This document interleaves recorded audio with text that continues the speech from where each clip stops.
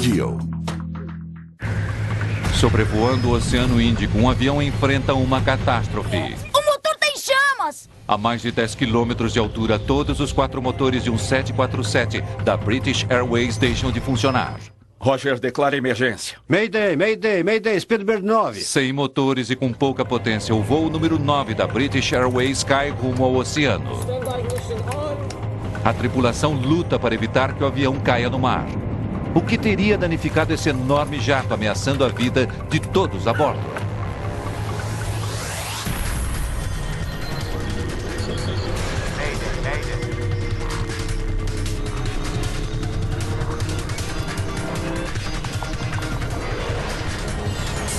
Mayday, desastres aéreos. Essa é uma história real, baseada em relatórios oficiais e entrevistas com pessoas envolvidas. Queda livre. 24 de junho de 1982. O voo número 9 da British Airways atravessa o céu sobre a Indonésia. Em poucas horas, o avião e todas as 263 pessoas a bordo devem aterrissar em Perth, na Austrália.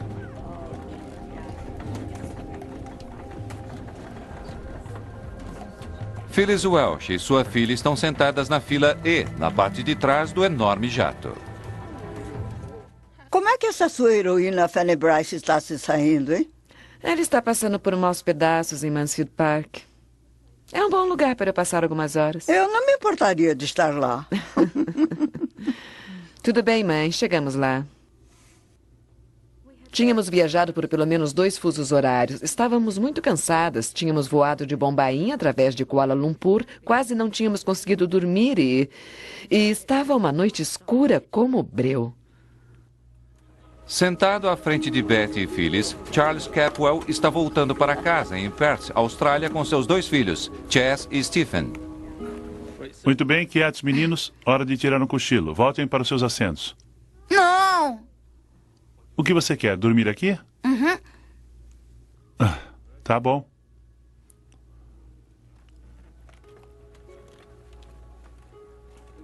O voo estava bom, tudo ia bem.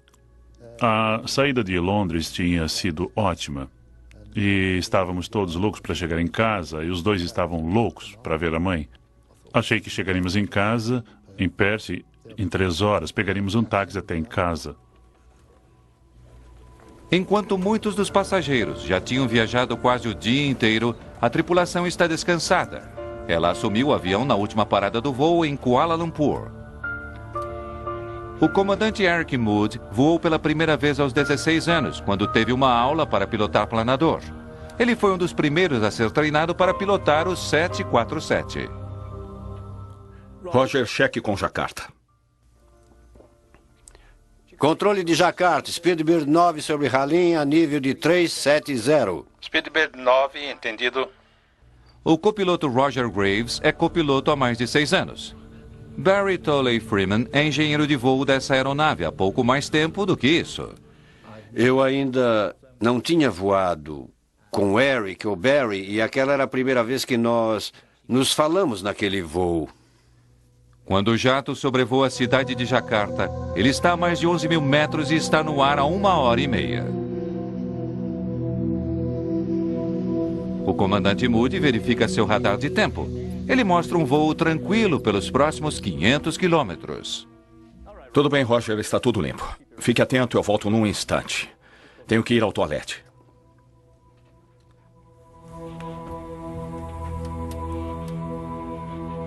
No setor dos passageiros, a maioria pegou no sono. Enquanto Charles Capwell e seus filhos tiram uma soneca, uma fumaça ameaçadora surge acima da cabeça deles. Em 1982, ainda não era proibido fumar em jatos de passageiros, mas para a tripulação na cabine, a fumaça parece mais espessa do que o normal. Parece haver muita fumaça ali. Eles se preocupam com a possibilidade de um pequeno incêndio em alguma parte do avião. Alguém pode ter deixado alguma coisa acesa. Vamos verificar. Um incêndio a 11 mil metros de altura é uma perspectiva aterrorizadora. Se houver fogo em algum lugar, a tripulação precisa descobrir onde imediatamente. Na cabine, o voo sofre uma reviravolta perturbadora. Barry e eu estávamos fazendo o nosso trabalho. Uma noite escura como o breu. E então começamos a receber aquelas alfinetadas de luz no para-brisa. Fogo de San Telmo? Acho que não. Fogo de San Telmo é um fenômeno natural visto às vezes quando aviões voam através de nuvens de tempestade altamente carregadas. Mas não há nenhuma nuvem de tempestade esta noite. Alguma coisa no radar? Não. Não, está limpo. Não gosto nada disso. Vamos olhar melhor lá fora. Com auxílio das luzes de aterrissagem, os dois homens ficam preocupados ao descobrirem uma fina camada de nuvem ao redor de seu avião, apesar de nada disso aparecer no radar. Mas a 11 mil metros, o que se esperaria é que fossem cirros altos, simplesmente uma fina camada de nuvem.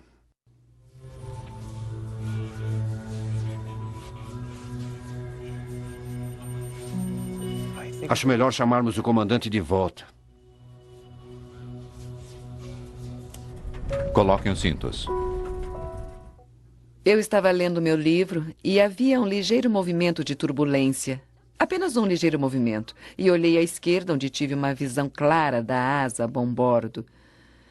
E, para minha surpresa, ela estava coberta com uma camada de luz branca bruxuleante que parecia estar grudada na asa da aeronave.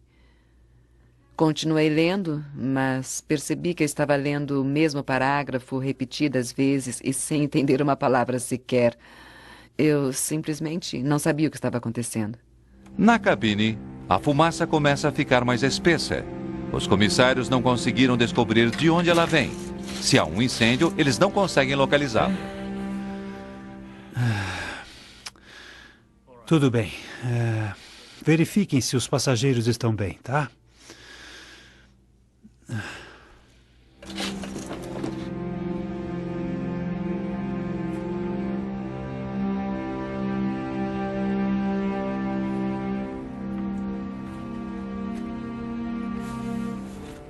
Sente um cheiro estranho, mamãe? Parece estar meio enfumaçado.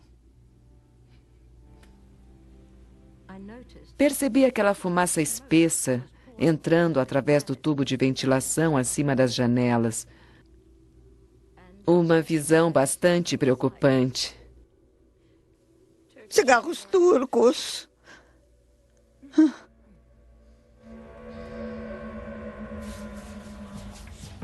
Parecia um cheiro sulfúrico produzido por eletricidade e fui para a cabine de voo esperando ouvir que tínhamos fumaça de alguma parte da aeronave, mas nada estava mais distante da verdade.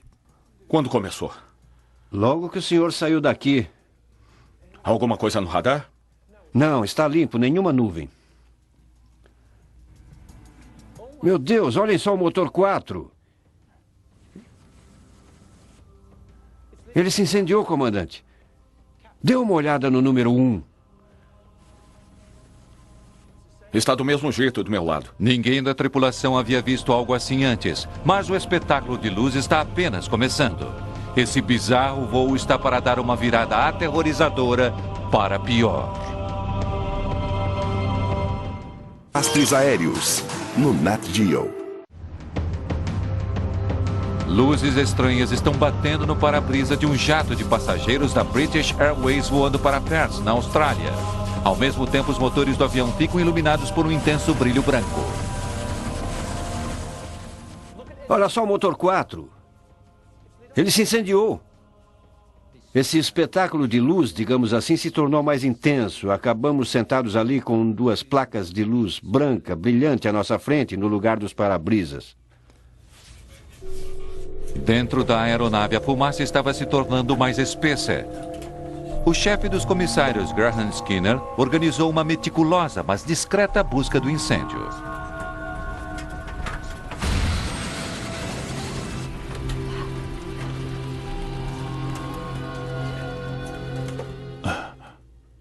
Mas que fumaça é essa? Havia fumaça na cabine. Ficou realmente muito quente. A gente transpirava, literalmente ensopado em suor, e a fumaça ácida ficava no fundo de sua garganta, no nariz, nos olhos, e você ficava esfregando os olhos que lacrimejavam, e não era de forma alguma uma situação agradável. O engenheiro de voo Barry Tolley Freeman havia verificado cuidadosamente seus instrumentos. Ele sentia fumaça, mas até agora não havia indicação de que houvesse um incêndio em nenhum dos sistemas do avião. Não encontro nada. Com mistérios desafiando, ele subitamente se vê enfrentando uma situação nova e amedrontadora.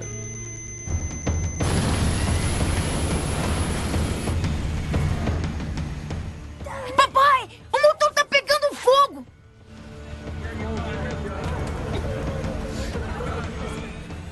O que foi? A asa inteira era uma manta de luz. E eu pensei, bem, é melhor fechar isso porque não sabemos o que está acontecendo. Charles, fique sentado. Steve, feche essa janela.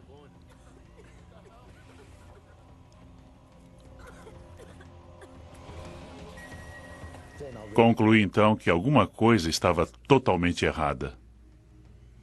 Havia chamas enormes saindo da parte de trás dos motores, de 6, algumas pessoas diziam de 12 metros de comprimento. Esses enormes jatos de fogo eram lançados da parte de trás de todos os motores. Será que iriam acabar entrando na aeronave? Será que iriam chegar à cabine? Será que vamos morrer queimados? Será que vamos morrer sufocados pela fumaça? O que vai acontecer? O que provocou isso? O que eles vão fazer a respeito? À medida que o fogo envolve os motores, um deles diminui a velocidade ruidosamente e para. Falha no motor 4. Fogo no número 4. Potência e trem de pouso. Ok. Alavanca de aceleração. Desligada. Alavanca de arranque. Desligada. Quando o motor falha, você segue os procedimentos para desligá-lo. Os procedimentos existem porque, como você não voa sempre com a mesma tripulação, mas com pessoas diferentes, é preciso padronizar as operações. Os instrumentos não indicam um incêndio no avião, mas os passageiros percebem que fumaça está invadindo a aeronave. Não se preocupe, é apenas fricção. Se eu os estava iludindo, era por uma razão, porque eu não queria que eles ficassem preocupados como eu estava. Eu simplesmente não podia acreditar. E sabe, tudo isso passava pela minha cabeça e ainda assim eu conversava com os passageiros e com a tripulação e dizia: não há nada para se preocupar, é apenas um probleminha.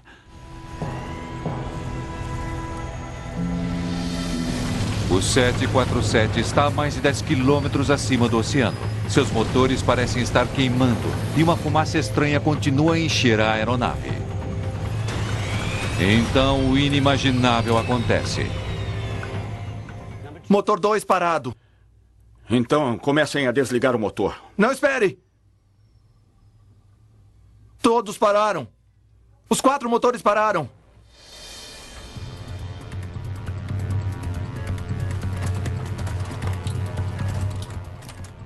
Os outros 3 pararam quase imediatamente. E foi então que a situação se tornou realmente grave.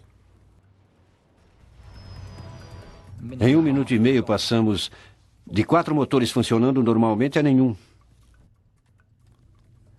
O 747 tem bastante combustível. Ainda assim, de alguma forma, todos os 4 motores do jato pararam completamente de funcionar. Roger, declare emergência. Mayday, Mayday, Mayday, Speedbird 9. Perdemos todos os 4 motores em 370.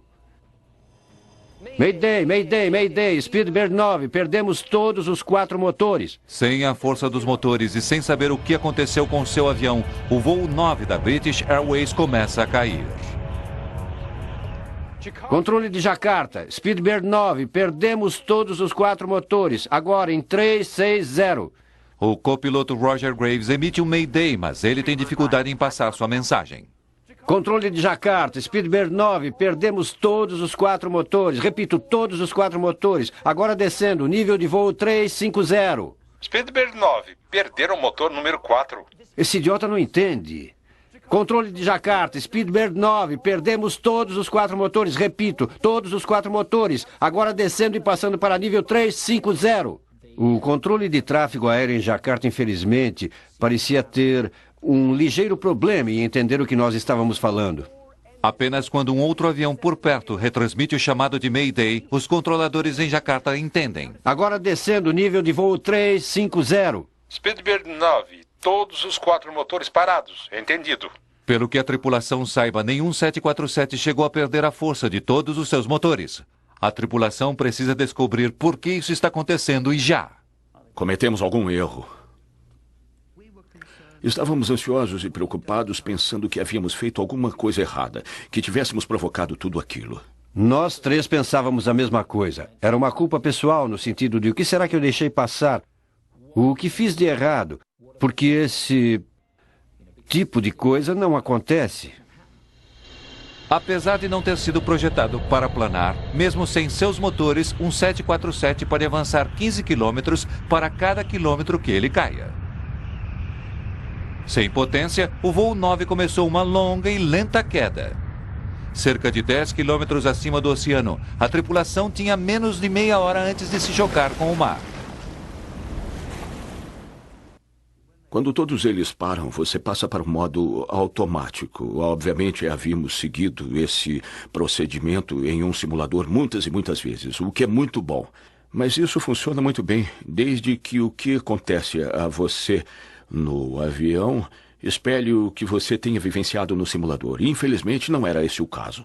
No simulador, quando todos os 4 motores param, o piloto automático desliga. Mas aqui sobre o Oceano Índico, o comandante Moody vê que seu piloto automático continua ligado. Nós 3 estávamos confusos e preocupados, porque o que estava nos acontecendo não era o que havíamos nos preparado para enfrentar. Tudo bem, proceder reinicialização. Diante da gravidade da situação, eles não têm tempo de verificar por que o piloto automático ainda estava ligado. Ligar? Alguma coisa? Alguma coisa? Não. De novo. Tudo bem. Então, do começo. Bateria? Checada. Ligada. Válvulas de avanço transversal. Abertas. Alarme contra incêndio. Ligado. O procedimento normal de reinicialização leva 3 minutos. Despencando dos céus, a tripulação tem pouco tempo para reiniciar os motores. Start lever on. Vamos lá. Novamente. Tudo bem, do começo. Bateria? Checada. Ligada. Válvulas de avanço transversal? Abertas. Alarme contra incêndio? Ligado. A 10 mil metros de altura, o comandante Eric Mood decide manobrar o avião de volta ao aeroporto mais próximo, Halim, próximo de Jacarta. Mas mesmo Halim é longe demais se ele não conseguir que pelo menos um dos motores volte a funcionar. Jacarta, Speedbird 9, virando à esquerda, de volta a Halim em 300. Speedbird 9, o radar não consegue vê-lo. Emergência 7700. O controle de tráfego aéreo pede a eles que transmitam o sinal de emergência do transponder. Jacarta, Speedbird 9, nós já estamos em 7700. Agora a tripulação está retornando ao aeroporto que não consegue localizá-los no radar. Sem o constante ronco dos motores, a aeronave está silenciosa. Alguns dos passageiros sentem que o avião está começando a descer. Mas sem comunicação com a cabine de voo, isso é apenas uma suposição. O silêncio era incrível, pois era como se o avião não tivesse motores, nada. Parecia estranho, um pouco surreal, porque era como se a gente estivesse suspenso no espaço, alguma coisa assim. Tudo o que podíamos sentir era aquele silêncio e o choro de umas poucas pessoas que estavam realmente perturbadas.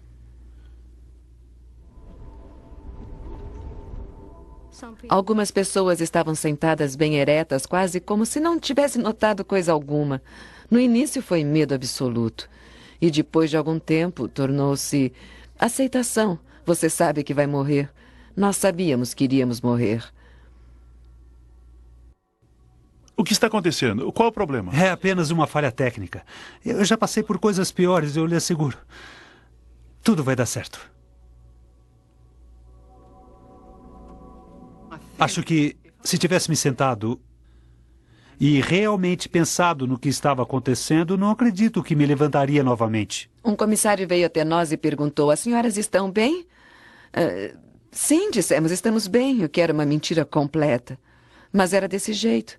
Parecia vital não entrarmos em pânico. O comandante Moody não consegue reativar os motores, a menos que consiga manter o avião voando entre 250 e 270 nós. Mas os indicadores de velocidade não estão funcionando. Comandante, tenho 320 nós do meu lado. Bom, eu tenho 270. Droga, uma diferença de 50 nós. Vou alterar a velocidade. Caindo do céu sem força motora, a tripulação agora não tem ideia da velocidade em que estão. Mas para ter melhores possibilidades de reiniciar os motores, o comandante Moody precisa manter o avião na velocidade correta. Então, a partir dali, Eric modificou a velocidade em aproximadamente 100 nós, esperando que em algum momento alguma coisa acontecesse e, por algum milagre, estivéssemos na velocidade certa. Para alterar a velocidade, o comandante Moody desliga o piloto automático. Ele então puxa vagarosamente o nariz do jato para cima para diminuir a velocidade e o empurra para baixo para aumentar sua velocidade. O perturbador movimento de montanha-russa se soma ao pânico sentido na aeronave. Alerta de pressão, comandante. Estamos a 10 mil. Alerta de pressão? Isso não deveria acontecer. E uma sirene de alerta dispara. Isso jamais acontecera no simulador. Por isso foi uma surpresa para nós. Além de fornecer força elétrica, os motores de um jumbo ajudam a manter a cabine pressurizada. Com os motores sem funcionar, o ar não estava sendo bombeado e gradualmente ocorria uma despressurização. Com os 4 motores parados, o ar pressurizado é rapidamente sugado. A diminuição do índice de oxigênio leva os passageiros a respirarem com dificuldade. A tripulação apanha suas máscaras de oxigênio, mas o copiloto Graves não consegue que sua máscara funcione. Minha máscara de oxigênio, ela estava acima de minha cabeça e quando eu puxei a máscara para baixo, ela e o tubo na hora se separaram. O comandante precisa tomar uma decisão difícil. Se ele continuar descendo vagarosamente, o copiloto Graves terá cada vez mais dificuldade para respirar. Se eu descer a 6.000 metros, podemos retirar nossas máscaras de oxigênio e ser novamente uma tripulação. Tivemos de aumentar o índice de descida para descer rapidamente a uma altitude mais baixa. O que, naquelas circunstâncias, não seria a escolha que faríamos. Por isso, mergulhei o avião e baixamos 1.800 metros em 1 minuto. A perda da pressão na cabine e o mergulho direto tiveram uma outra consequência aterrorizadora. As máscaras despencaram, elas ficaram suspensas em nossa frente. E eu olhei para ver se Stephen estava com a dele, se Chas tinha puxado a dele fora do encaixe. Então verifiquei se a de Chas estava com oxigênio. Eu já assisti a alguns filmes de aviões e quando isso acontece, o problema é sério.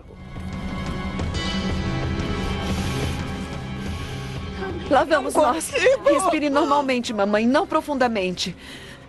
Respire tranquilamente. As máscaras de oxigênio desceram. E nós as colocamos como nos for explicado na demonstração, que felizmente havíamos observado no início do voo. Mas o suprimento de oxigênio não parecia estar funcionando. O senhor está funcionando? Eu não estou recebendo nada. A cabine tenta usar o sistema de comunicação para explicar o que está acontecendo, mas ele não funciona. O chefe dos comissários, Graham Skinner, consegue fazer isso da forma mais simples possível. Vocês estão me ouvindo? Estamos com um pequeno problema com o nosso sistema de comunicação. Portanto, por favor, coloquem suas máscaras sobre sua boca e nariz e respirem normalmente. Enquanto os passageiros estão às voltas com suas máscaras, o comandante Eric Moody está ficando sem opções.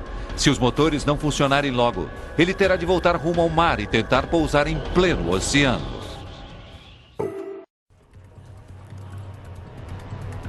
O copiloto Roger Graves consegue consertar sua máscara de oxigênio quebrada, mas ainda está ansioso pelo fato dos motores não funcionarem. Pronto? Sim. Bateria? Checada, ligada. Força de emergência? Ligada. Alguma coisa? Vamos lá, alguma coisa? Não. Muito bem, então vamos recomeçar desde o início. Bateria... Checada, ligada. O copiloto Graves e o engenheiro Barry Tonley Freeman conseguiram, na verdade, encurtar o procedimento. Isso está dando mais chances de fazer os motores operarem, mas até agora nada está funcionando. Vamos, seu velho sacana. O processo pelo qual estávamos passando o tempo todo era simplesmente contínuo. Não tínhamos tido nenhum sucesso com o procedimento, apesar de todos os nossos esforços. Mas aquela era a única coisa que havia nos restado fazer, por isso é o que fazíamos. Do início, novamente. Bateria... Checada, ligada. Eu não fazia ideia, acredito que ninguém fazia, de quantas vezes tentamos reiniciar aqueles motores. Se eu disser 20, provavelmente vou achar muito pouco. Se eu disser 50, estaria perto. Enquanto o avião desce cada vez mais, o comandante Moody enfrenta uma decisão brutal. Uma cadeia de montanhas atravessa a ilha de Java entre seu avião e o aeroporto. Ele sabe que tem de estar pelo menos a 3.500 metros de altura para passar sobre ela. Mas se os motores não funcionarem logo, eles não irão conseguir. Nesse ritmo, ele irá colidir em questão de minutos. É apenas uma questão de onde. O comandante Moody resolve que se os motores não reiniciarem logo, ele irá voltar ao oceano e tentar pousar na água. Conseguimos alguma coisa? Não está funcionando. Eu sabia que era muito difícil pousar aviões no mar, mesmo quando se tem tudo a seu favor. E eu pensava, bom, não temos muito a nosso favor aqui. E nunca tinha feito isso antes. Escondendo sua preocupação, o comandante Moody se dirige aos passageiros e à tripulação. Senhoras e senhores, aqui é seu comandante falando. Temos um pequeno problema. Todos os 4 motores pararam. Estamos fazendo o impossível para controlar a situação. Espero que se mantenham o mais calmos possível.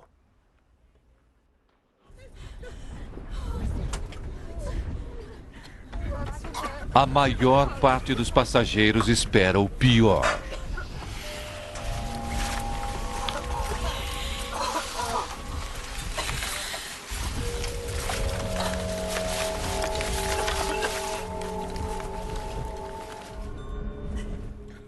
Será que seremos queimados vivos? Será que sufocaremos com a fumaça? Ou será que o avião se arrebentará no ar e nos jogará no espaço? O que era o meu maior medo? Ou cairemos no mar e seremos comidos vivos por tubarões? Ou iremos nos chocar contra uma montanha? Vamos nos arrebentar contra uma montanha rapidamente e acabar logo com tudo isso. Então? Nada, não está funcionando. Muito bem, do início então. Bateria... Checada, ligada. Força de emergência... Ligada. Finalmente, o comandante Moody tem de decidir ir em frente e provavelmente se chocar contra as montanhas ou voltar e mergulhar no mar. Eu não sei nadar! Eu também não sabia nadar, por isso eu pensei, bem, para mim não tem salvação mesmo. Só espero que talvez um dos passageiros possa ajudar os 2 garotos a se manterem boiando. Então, alguma coisa? Nada. Muito bem, então do começo novamente. Bateria? Restavam muito poucas chances dos motores voltarem a funcionar antes de termos de voltar ao mar, porque não teríamos condições de sobrevoar as montanhas da costa sul de Java. Eu não consigo me lembrar. Eu não sei nadar. Mamãe, não vai chegar a isso. Alavanca de arranque. Desligada. Pressão de combustível. Disponível. Ignição de emergência. E então, tão subitamente quanto havia parado, o 4º motor ronca, funcionando novamente. Motor 4 voltou a funcionar. Então, de repente foi como se alguém tivesse atingido o avião por baixo e percebi que poderia ter sido o motor. Foi um boom. Meu Deus! O barulho que o motor Rolls-Royce faz quando começa a funcionar é um ruído de ronco baixo, e foi exatamente isso. Foi maravilhoso ouvir aquilo. Um 747 consegue voar com um motor, mas o comandante Moody sabe que apenas um motor ainda não dará a ele força suficiente para sobrevoar as montanhas. Agora, ao menos, temos uma chance real. E eu vou te falar uma coisa. Nós 3 teríamos arrastado aquele avião por toda a ilha de Java. Quando o avião cai para menos de 4.000 metros, um outro motor dá uma tossida e começa a funcionar. Motor 3, voltando a funcionar. e é logo seguido pelos dois últimos. Eu não acredito. Motores 1 e 2, os dois voltando a funcionar. Saindo de um desastre quase certo, o avariado avião está agora com força total. Oh, graças a Deus! Percebi então que poderíamos voltar, não a perto, mas para um aeroporto. Era tudo o que queríamos, aterrissar no solo, sabe? Fazer parte do mundo dos vivos novamente, porque lá em cima estávamos mortos. Jakarta, Speedbird 9, voltamos a funcionar. Todos os 4 operando, os 4 operando. Dessa vez, os controladores de Jakarta não têm problemas em entender a mensagem. Speedbird 9, todos os 4 motores operáveis. Confirme ida para Halim. Afirmativo, afirmativo. Nós dissemos, é isso aí, vamos aterrissar esse avião o mais rápido possível. Senhoras e senhores, aqui é seu comandante falando. Ao que parece, conseguimos superar o problema e conseguimos fazer todos os motores funcionarem de novo.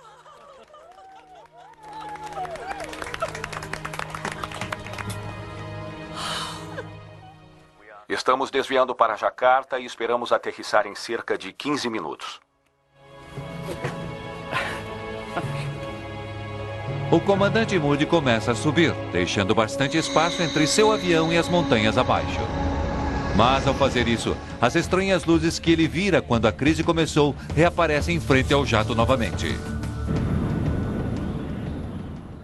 Assim que chegamos a 4.500 metros, esse fogo de San Telmo começou de novo. Mas eu pensei, vamos dar o fora daqui. Mas antes que conseguisse descer o suficiente, o avião é novamente atingido. Motor 2, super tensão. Não, de novo não! O avião inteiro estava balançando, era só bang, bang, bang. O ambiente lá dentro estava muito tenso e muito silencioso. Na ocasião eu pensei, muito poucas pessoas estão conversando. Acredito que havia muitas preces sendo feitas. Os motores explodiram violentamente. O comandante precisava tomar outra decisão de vida ou morte. Procedimento de desligamento. Verifique potência e trem de pouso. Desligado. Alavanca de aceleração. Desligada. Estávamos relutantes em fazer aquilo, mas foi definitivo. E voltamos a contar com 3 motores. Ora, eu não sou covarde. Mas quando você tem 4 motores funcionando, depois nenhum motor funcionando, os 4 funcionando de novo, me mostre um piloto que rapidamente desligaria aquele motor porque está com receio que todos eles parem de novo. Jakarta, Speedbird 9, deixando 150 para 120. Estamos agora com 3 motores.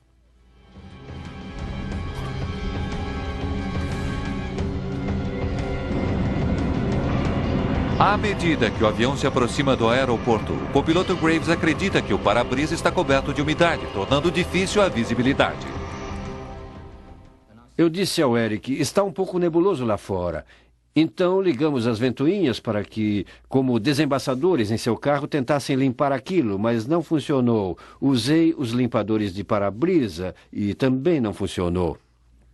O próprio vidro, de alguma forma, havia sido bastante danificado. Por algum motivo, olhei pelo para-brisa bem na lateral e a cerca de uns 5 centímetros da lateral esquerda, eu conseguia ver muito mais claramente, mas não conseguia ver muita coisa à frente. Estava ficando cada vez mais opaco à medida que nos aproximávamos das luzes. A tripulação tem uma desagradável surpresa final. O equipamento de solo, que os auxilia a descer no ângulo correto, não está funcionando. Jakarta ATC, nossa trajetória de voo planado não está disponível. O indicador que dá a você a esquerda e a direita da linha central da pista de pouso estava funcionando, mas o glide slope que lhe dá a posição real da descida não estava funcionando. Depois de todos os problemas por que passou, a tripulação agora tinha de aterrissar o avião manualmente.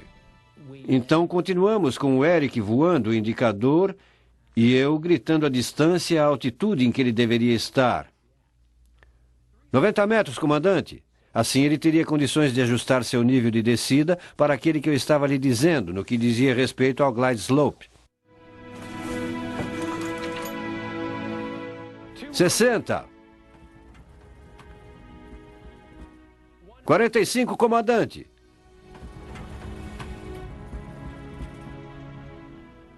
30. 15 metros. 9 metros.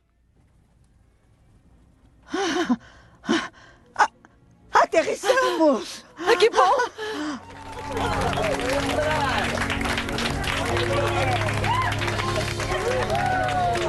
Papai, estamos na pista de pouso. Retrocesso.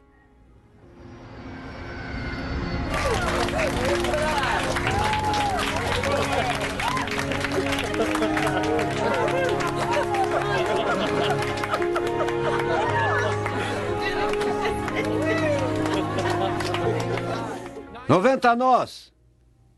80 nós."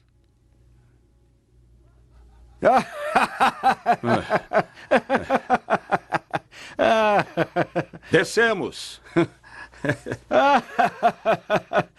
Adoraria um refrigerante gelado. O avião simplesmente aterrissou. Era como se estivesse beijando o solo. Foi lindo. Isso é incrível. Em segurança no solo no aeroporto de Halim, em Jakarta, os passageiros comemoram o fim de uma angustiante provação. Eles também querem saber o que aconteceu. Nenhum incêndio foi encontrado, então por que a aeronave ficou cheia de fumaça? Como os 4 motores puderam parar praticamente ao mesmo tempo? O que eram as estranhas luzes que cercavam o avião?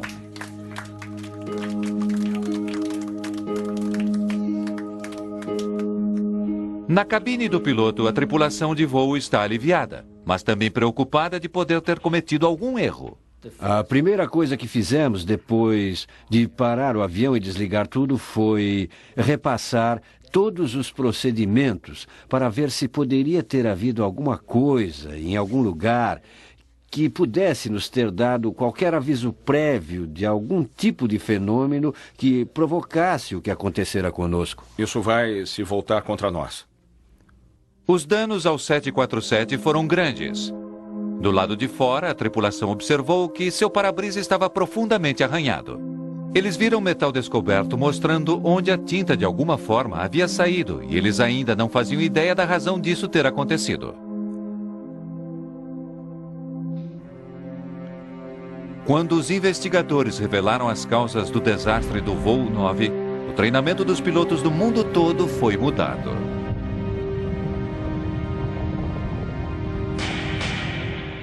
Astres aéreos, no Nat Geo.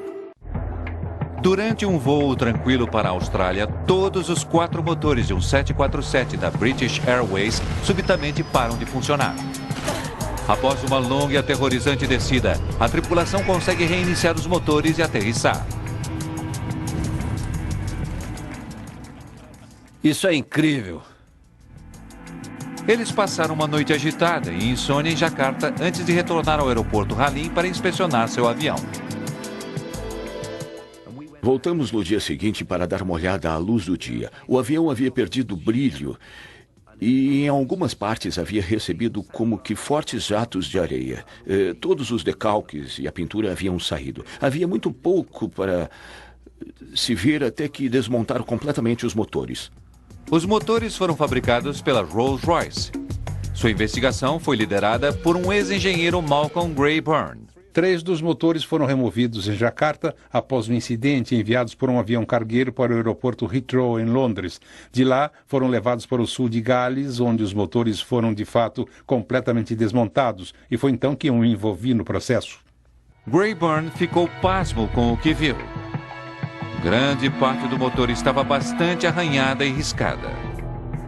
Gray Byrne descobriu que os motores estavam entupidos com poeira fina, pedaços de pedra e areia.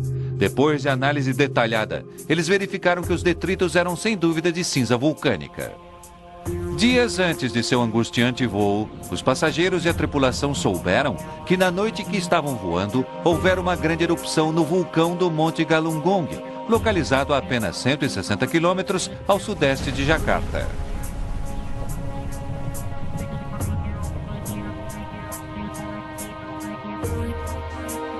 Tom Casadeval é diretor do Departamento de Estudos Geológicos dos Estados Unidos e estuda o vulcão Galungong. A Indonésia é o país vulcanicamente mais ativo do mundo, com mais de 130 vulcões historicamente ativos, o que significa vulcões que entraram em erupção nos últimos milhares de anos. O Galungong entrou explosivamente em erupção no início dos anos de 1980. Em abril, maio, junho de 1982, as erupções se tornaram cada vez mais violentas. As erupções foram grandes e os danos foram bastante extensos. Mais de 60 mil pessoas foram evacuadas da área ao redor da montanha. Na noite em que o voo 9 passava próximo do vulcão, ele entrou novamente em erupção.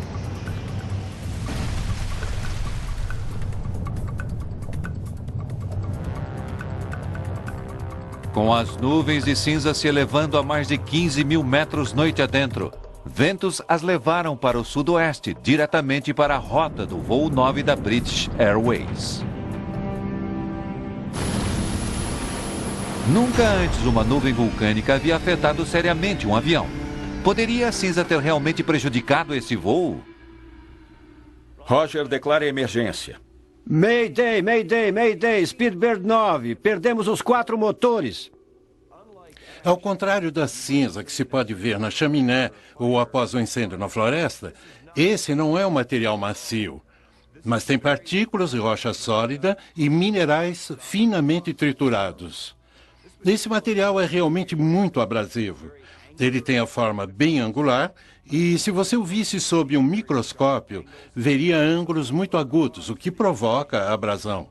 Além de arranhar o para-brisa e todas as principais bordas do avião, poderia a nuvem de cinza explicar todos os outros estranhos fenômenos que os passageiros e a tripulação vivenciaram?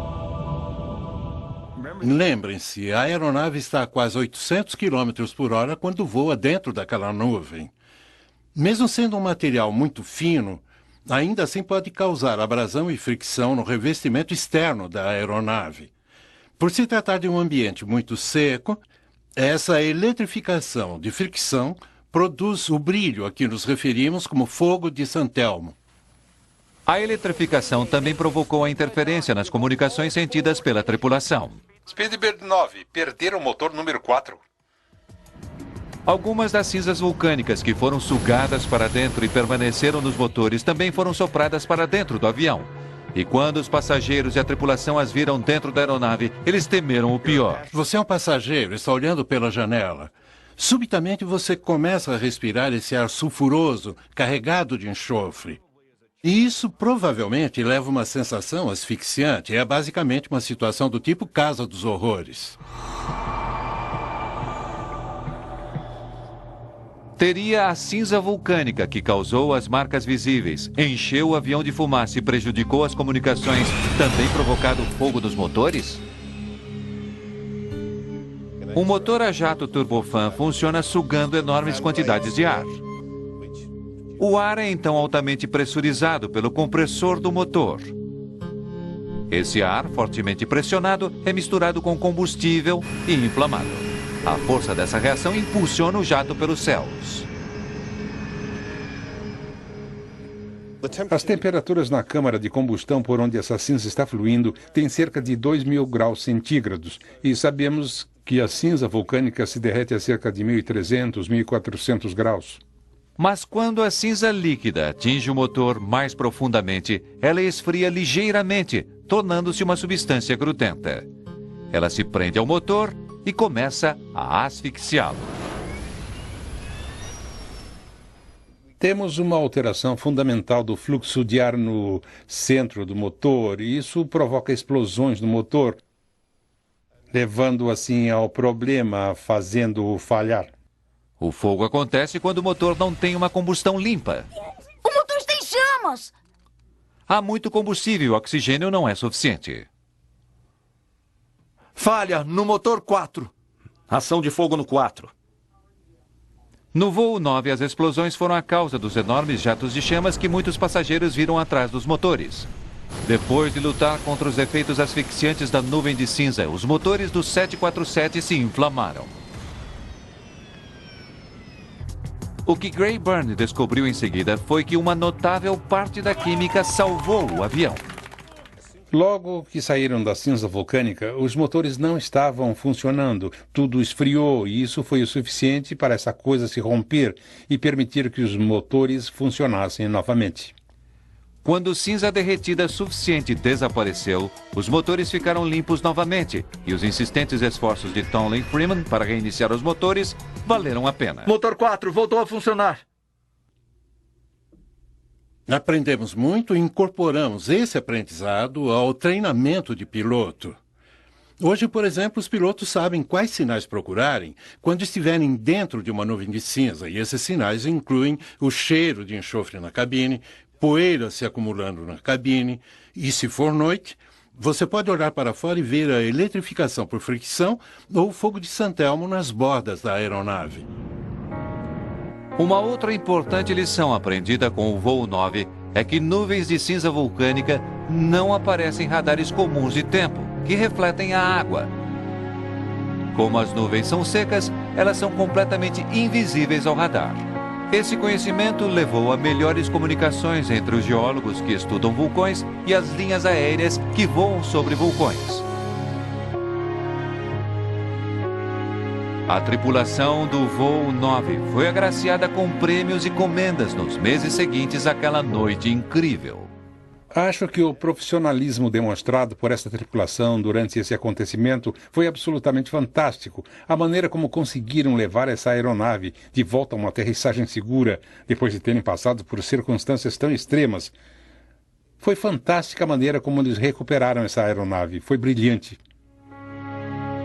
Para todos a bordo do voo 9, o terrível mergulho através dos céus teve um impacto duradouro. Betty Tuttle ficou tão abalada pelos acontecimentos daquela noite que escreveu um livro sobre a provação. Esse foi um acontecimento singular na história da aviação. E me pareceu absolutamente crucial que fosse registrado. E eu me perguntava quem faria isso. E logo que eu pensei a respeito, decidi que eu o faria. Todos os 4 motores falharam. Tuttle acabaria se casando com um homem que ela conheceu no voo, James Ferguson. Charles Capwell e seus 2 filhos chegaram em casa 2 dias depois de terem aterrissado em Jakarta. 25 anos depois, os 2 Chaz e Stephen ainda moram em Perth. Nossa hora não havia chegado e foi isso. Daquele dia em diante, passei a ver a vida de uma perspectiva diferente. Quando nossa hora chega, não há nada que se possa fazer. Mas você pode ter esperança, e nós tivemos. Isso nos salvou. Não muito tempo depois daquele voo fatídico, o comandante Eric Moody criou o clube de planadores Galunggung. Todos os membros da tripulação e todos os passageiros foram automaticamente admitidos nesse grupo exclusivo. Os sobreviventes do voo 9 da British Airways até hoje mantêm contato uns com os outros. Versão brasileira Centauro.